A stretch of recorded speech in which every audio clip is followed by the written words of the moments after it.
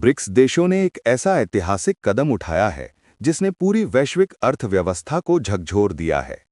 ये कदम न केवल अमेरिकी डॉलर की वर्चस्वता को चुनौती देता है, बल्कि वैश्विक व्यापार व्यवस्था में एक नई आर्थिक धारा की शुरुआत भी करता है। हाल के दिनों में चीन ने ब्रिक्स देशों को 480 अरब डॉलर के बराबर युआन में आर्थिक सहायता देने का ऐलान किया है। इस पहल का मकसद ये है कि सदस्य देश अब अपने विकास और व्यापारिक लेनदेन के लिए डॉलर पर निर्भर न रहें। इसी के साथ ब्रिक्स देशों के बीच लगभग 95% व्यापार अब स्थानीय मुद्राओं यानी कि भारतीय रुपए, चीनी युआन और रूसी रूबल में किया जाएगा। इस घोषणा के साथ ही ऐसा लगने लगा है कि दुनिया की वित्तीय प्रणाली में अब एक नया युग शुरू हो चुका है। लंबे समय से अमेरिकी डॉलर अंतर्राष्ट्रीय व्यापार की रीढ़ माना जाता था, लेकिन अब ब्रिक्स ने स्पष्ट कर दिया है कि वो अपनी नई वित्तीय पहचान बनाने के लिए तैयार है। भारत, चीन, रूस, ब्राजील, दक्षिण अफ्रीका, सऊदी अरब, मिस्र और ईरान जैसे देश मिलकर एक ऐसा आर्थिक ब्लॉक बना रहे हैं जो अब पश्चिमी वर्चस्व से मुक्त होकर अपनी शर्तों पर व्यापार करेगा। अमेरिका और यूरोप के लिए यह निर्णय एक झटका साबित हुआ है, क्योंकि डॉलर की मांग में गिरावट से अमेरिकी अर्थव्यवस्था पर सीधा असर पड़ेगा। अमेरिका की पूरी वैश्विक ताकत उसके डॉलर की सार्वभौमिक स्वीकृति पर आधारित रही है। अब अगर ब्रिक्स देश डॉलर को किनारे कर देते हैं तो ये शक्ति धीरे धीरे कमजोर होने लगेगी।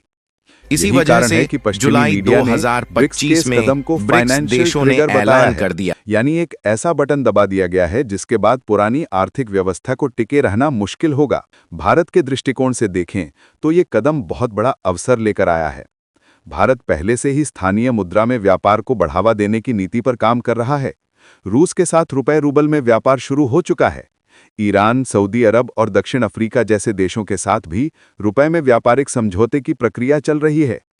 अब ब्रिक्स के इस निर्णय के बाद भारत को अंतर्राष्ट्रीय लेनदेन में डॉलर की आवश्यकता कम होगी। इससे न केवल विदेशी मुद्रा भंडार पर दबाव घटेगा, बल्कि रुपए की अंतर्राष्ट्रीय पहचान भी बढ़ेगी। चीन की भूमिका इस पूरे घटनाक्रम में बहुत अहम है। उसने ब्रिक्स के न्यू डेवलपमेंट बैंक को 480 अरब डॉलर के बराबर युआन में फंड देने का ऐलान किया है। इसका मतलब ये हुआ कि भविष्य में ब्रिक्स देशों को जो भी ऋण या सहायता राशि मिलेगी वो अमेरिकी डॉलर के बजाय ब्रिक्स देशों की मुद्राओं में मिलेगी।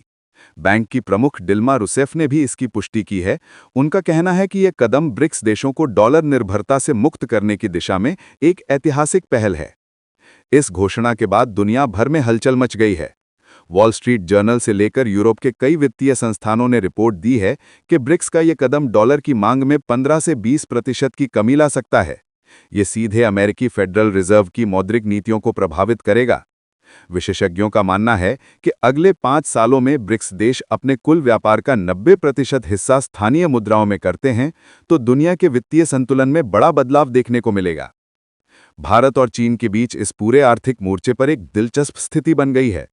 जहां राजनीतिक और सीमा विवादों को लेकर दोनों देशों के बीच मतभेद हैं, वहीं आर्थिक सहयोग के क्षेत्र में दोनों देश एक दूसरे के पूरक बनते जा रहे हैं। चीन की उत्पादन क्षमता और भारत की उपभोग क्षमता मिलकर एशिया को एक नई आर्थिक शक्ति बना सकती हैं। ब्रिक्स इस मंच का प्लेटफॉर्म बन चुका है। ब्रिक्स बैंक के अनुसार आने वाले 5 वर्षों में एशिया, अफ्रीका और लैटिन अमेरिका में लगभग 200 नई परियोजनाएं शुरू की जाएंगी, जिनकी फंडिंग पूरी तरह युआन, रुपए और अन्य स्थानीय मुद्राओं में की जाएगी। इसमें इंफ्रास्ट्रक्चर, डिजिटल नेटवर्क, ऊर्जा और कृषि विकास से जुड़ी परियोजनाएं शामिल होंगी। इसका अर्थ ये हुआ कि अब विकासशील देशों को पश्चिमी बैंकों से ऊंचे ब्याज पर डॉलर में कर्ज लेने की जरूरत नहीं होगी। भारत के अर्थशास्त्रियों का मानना है कि रुपए में व्यापार का दायरा बढ़ने से भारतीय मुद्रा और मजबूत होगी। जब विदेशी देश रुपए में भुगतान करेंगे तो भारतीय बैंकिंग प्रणाली में विदेशी निवेश स्वतः बढ़ेगा। इससे महंगाई नियंत्रित करने और आर्थिक स्थिरता लाने में भी मदद मिलेगी। भारतीय रिजर्व बैंक पहले ही रुपए को अंतर्राष्ट्रीय मुद्रा के रूप में स्थापित करने के लिए नई रूपरेखा तैयार कर चुका है।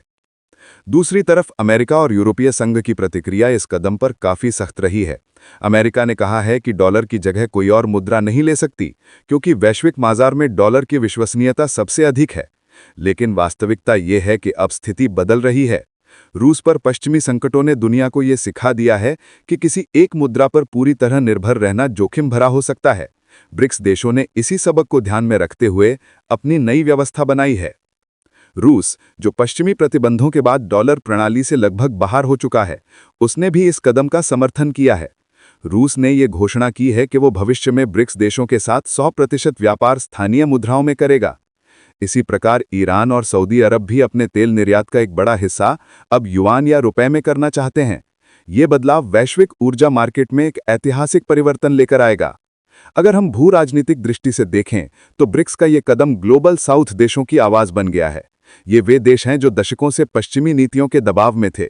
अब ब्रिक्स उन्हें एक वैकल्पिक मंच दे रहा है जहां वो अपने संसाधनों और नीतियों के आधार पर आर्थिक निर्णय ले सकें। भारत, जो इस गठबंधन में लोकतांत्रिक और स्थिर अर्थव्यवस्था का प्रतिनिधित्व करता है, इस नए ढांचे में केंद्रीय भूमिका निभा रहा है। कुछ विशेषज्ञों का मानना है कि ये पूरा कदम सिर्फ डॉलर विरोध नहीं बल्कि एक नई विश्व आर्थिक व्यवस्था की नींव है।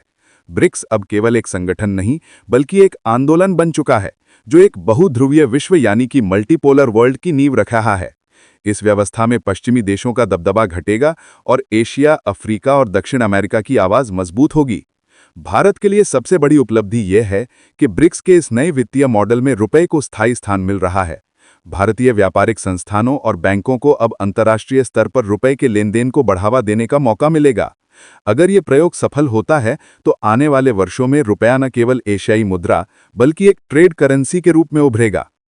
ब्रिक्स देशों की ये रणनीति अमेरिका और यूरोप को ये सोचने पर मजबूर कर देगी कि अब ग्लोबल इकोनॉमी किसी एक सेंटर से नहीं बल्कि कई सेंटर्स से चलेगी। ये बदलाव धीमा जरूर है लेकिन स्थायी है। आज भले ही डॉलर की ताकत बरकरार हो, लेकिन ब्रिक्स के इस ट्रिगर ने आने वाले समय की दिशा तय कर दी है। कुल मिलाकर ब्रिक्स देशों ने यह साबित कर दिया है कि अब वो अपनी शर्तों पर व्यापार करेंगे। डॉलर अब अनिवार्य नहीं रहा और भारत का रुपया एक नई वैश्विक यात्रा पर निकल पड़ा है। ये सिर्फ आर्थिक बदलाव नहीं बल्कि एक नई वित्तीय क्रांति की शुरुआत है। अगर आपको ये विश्लेषण पसंद आया हो तो वीडियो को लाइक और शेयर करना न भूलें। और अगर आप ऐसे ही और आर्थिक और तकनीकी विश्लेषण देखना चाहते हैं तो चैनल को सब्सक्राइब करिए और बेल आइकन दबाइए। धन्यवाद।